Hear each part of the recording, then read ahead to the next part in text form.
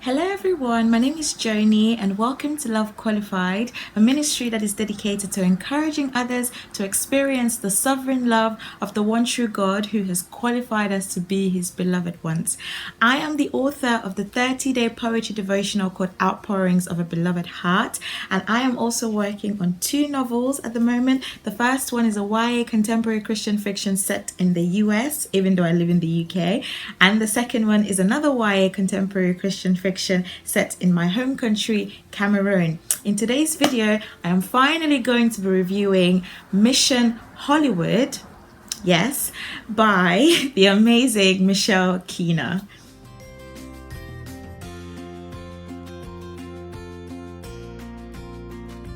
This video has been long overdue. I think I finished reading Mission Hollywood at the beginning of this year. I think early January or mid-January or something like that. But I don't know, I've just not had the time to record a review. And I absolutely love the book. I cannot not record a review. And so here it is. Mission Hollywood is an adult Christian romance book. So when did I discover Michelle? I found out about Michelle when I became active on the writing community, the Christian writing community on Twitter. So when I started getting serious in my writing journey, especially with writing my novel, I wanted to meet more Christian writers out there, and I became more active on the Instagram community and Twitter as well, just to get to know more Christian writers, because writing can be very isolating sometimes and can be very lonely. So it's good to connect with other Christian writers so you can, learn from them and just, teach each other as well. So I think I discovered Michelle on Twitter. I followed her, and then I realized that she released her debut novel back in, I think it was July or August. I'm gonna leave the link there on the right time when she released the book. But yeah, by following Michelle and just seeing her posts and stuff, she comes across as a very nice person, a genuinely nice person. And so I thought I would check out her book Mission Hollywood. The title captivated me anyway. Like when I read the blurb, it really captivated me. And so I thought, what, I'm going to read this book. And also because I wanted to read more books that are in my genre. So I'm writing young adults. This book is an adult novel, but it's contemporary romance. I'm not a romance writer, but my novels have a strong romantic subplot, and so I just wanted to read more romantic romance in Christian fiction, especially contemporary romance, just to have an idea so I can learn from other writers as well. And so that's why I was so excited to read this book. Now, Mission Hollywood, let me read you the book blurb. The tagline says, "A Hollywood bad boy, a pastor's daughter, what could possibly go wrong?" Ooh. Movie star Ben Prescott arrives back in Hollywood after causing a scandal with his ex-girlfriend in Rome. Chased through the airport by paparazzi, he jumps into a limo hoping for a quick getaway. But instead, he finds Lily Shaw, a pastor's daughter and preschool teacher. When the paparazzi capture a photo of the two of them together, Ben's agent demands that he do whatever it takes to keep the story from hitting the gossip pages, even volunteer to work at Lily's church.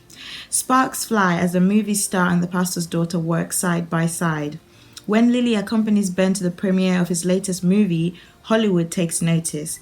Under intense media scrutiny and pressure from the movie industry, Ben must risk his career to follow his heart, but Lily wants the one thing Ben doesn't have: faith. Mission Hollywood is an inspirational story about love, faith, and second chances.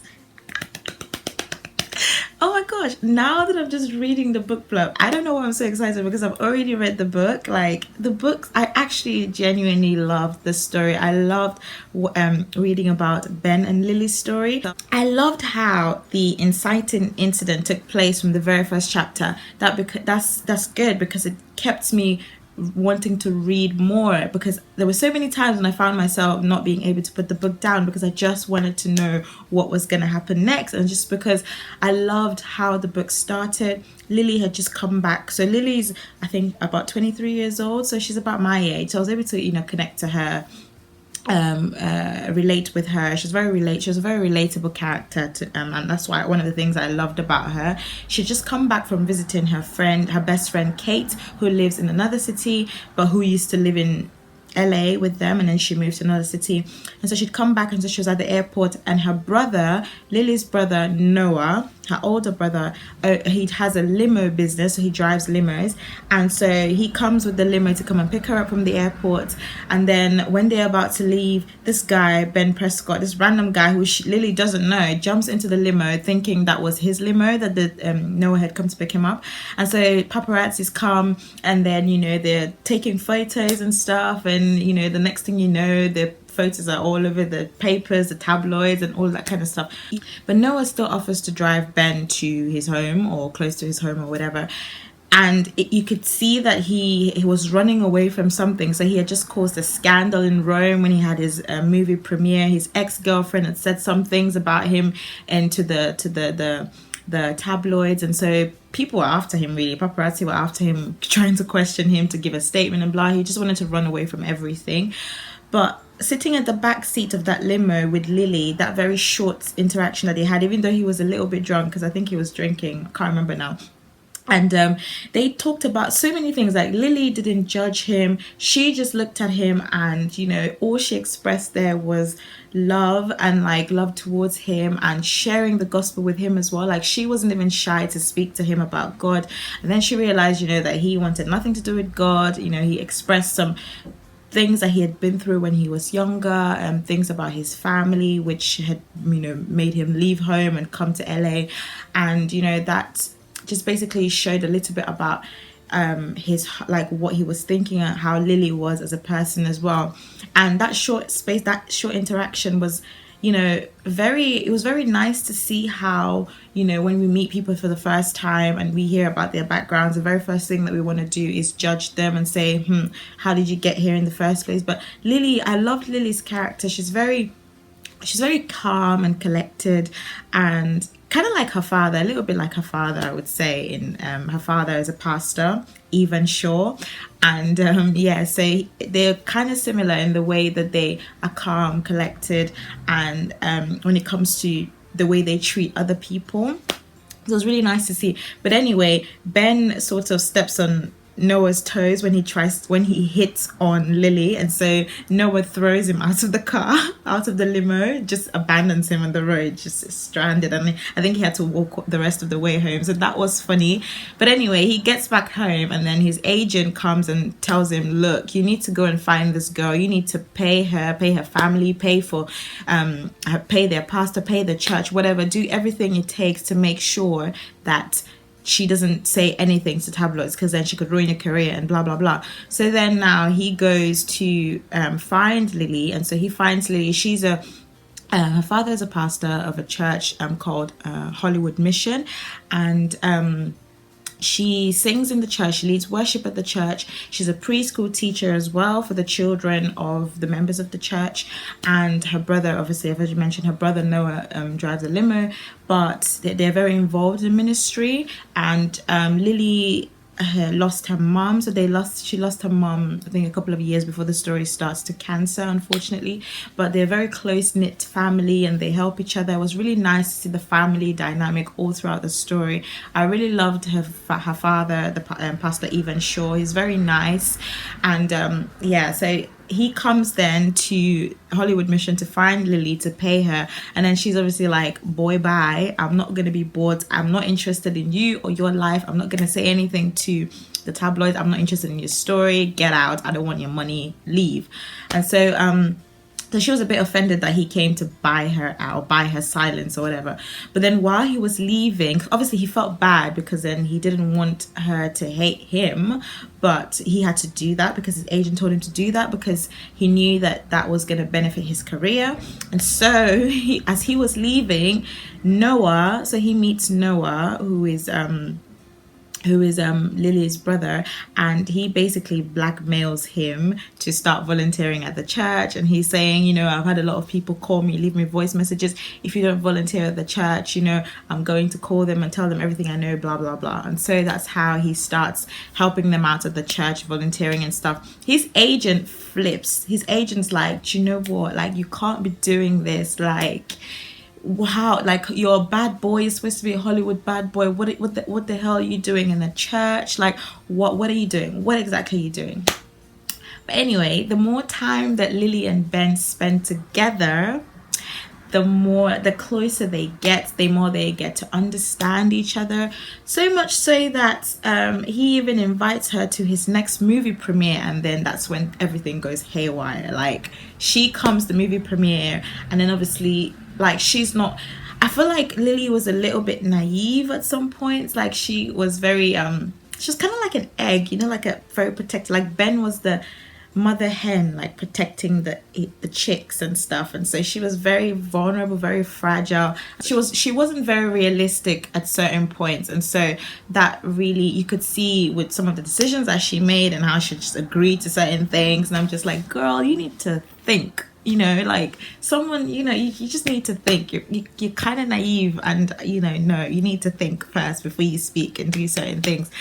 And so I think that's one of her flaws, really. But she was like a really nice person. I loved her as a character. I love Ben as well. I love his story. I love how we're drawn into his world. We're drawn into the reasons why he doesn't believe in God, the reasons why, you know, it's valid questions. And I think Michelle touched on, she didn't go deep into it, but she touched on some really uncomfortable topics, like dealing with domestic violence in Christian marriages.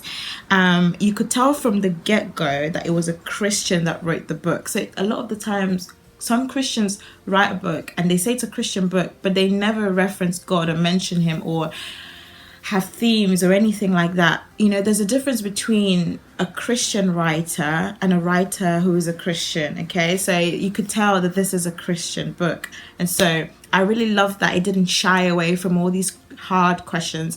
I also loved how Michelle, the author, described the scene. Like, from the very first few pages, I could almost see the lights and the buildings. I felt like I was in LA. I felt like I was actually in Los Angeles and in Hollywood. Like, it really, really did. Like, the setting, the description was really good, and well done, Michelle. I absolutely loved it. I also loved the fact that the book really showed us the ins and outs of being someone famous. Like, people crave fame all the time. They really don't know what they're getting themselves into. Like, when people whose lives are so open to the public eye, all the things that they have to go through, like, it's legit, like, a lot. Like, she showed us the ins and outs of movie premieres, like limos, and all of it's kind of like Michelle has lived in Hollywood herself. Like, it was really good to see the behind the scenes of, like, all these famous authors' lives, and, you know, the struggles that they go through to keep and maintain their image as a famous person, or their identity, or how the world sees them. And I love the fact that even though it is a romance novel, it's not superficial. The basis of the romance, the basis of the friendship that Ben and Lily had, it goes a lot deeper than just superficial things. And that's what I want to do when I write like the romantic subplots in my novels. The basis of the love that the characters share should be based on a solid foundation, and that is a love for Jesus. And we can see that was the main bone of contention between the two characters. That was the main reason why the relationship could not be from the first place, is because Lily was a Christian and Ben was not. And, you know, sometimes we hope for things, and I'm talking out of experience, that when we like someone and you know, they're nice, they're good to me, they treat me well, but they're not Christian.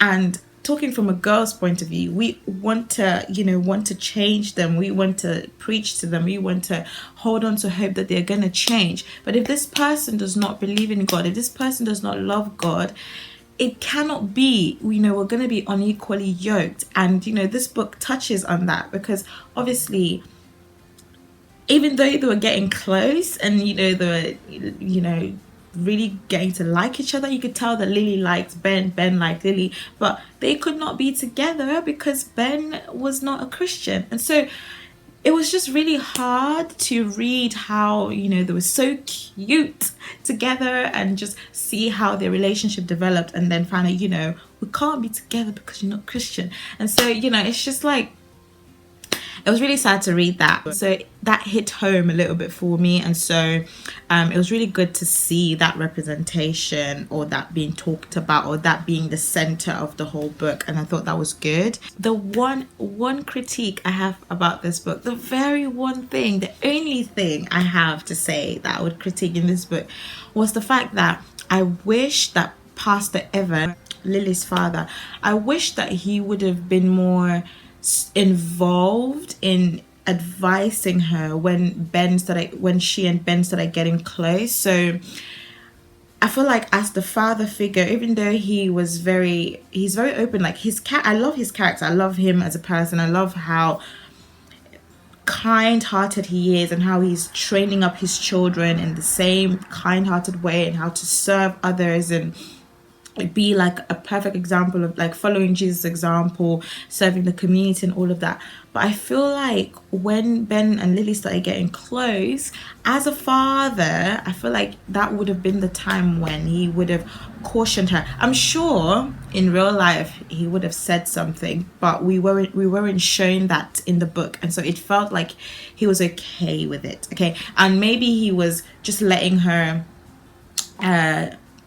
make her own decisions, try and fail, and then come back and learn her lessons and all of that. But I feel like it would have been good if he as a father had said something, or if we had a scene where he had said something. I know Noah, her brother, did warn her about her getting close to Ben, and Kate as well, her best friend, did warn her, but her father didn't really seem to say anything. Like, he didn't really caution her and say, look, you need to be careful. Not just saying don't spend time with Ben, no, but like just say you need to be careful because, you know, this guy is not Christian. Like, I just wanted a scene to, you know, show that, you know, he actually made that clear, because it's really hard. It can be really hard sometimes, especially when she was holding on to hope, you know, praying that he will come to Christ, But the thing is, you never know what's going to happen. And if you guys aren't there yet, if you're not seeking the same thing, you cannot yoke. Okay, that would be being unequally yoked together. And I feel like her dad should have said something.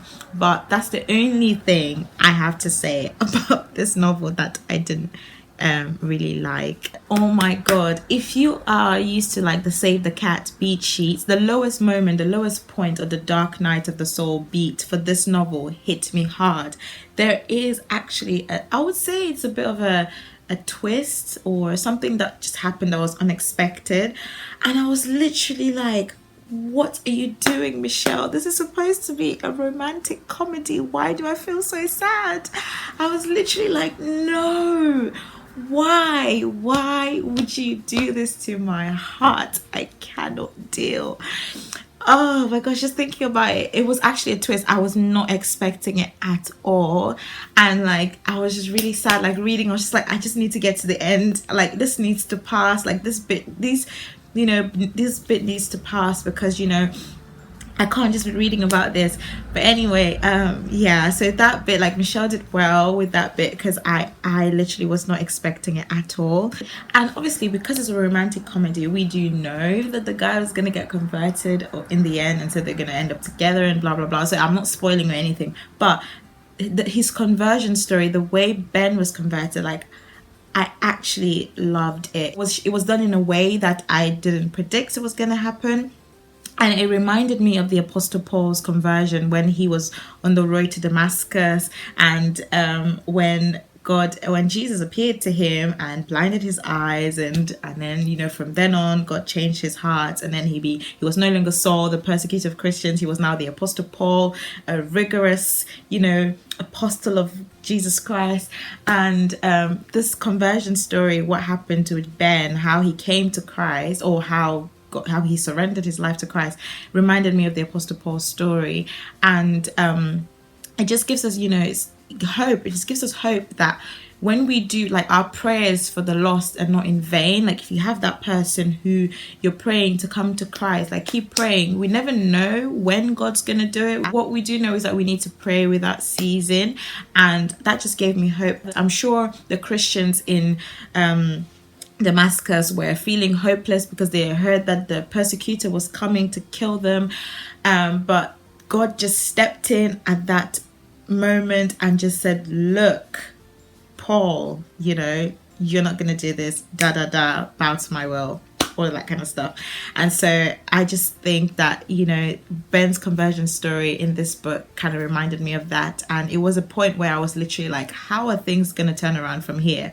And then things just happen. I was just like, God, you're amazing. God, you're good. He does hear prayers. God answers prayers. And I thought that part of the book was really encouraging. Yeah, Ben and Lily were just so cute. OMG, my heart was melting just reading about their cutesies together.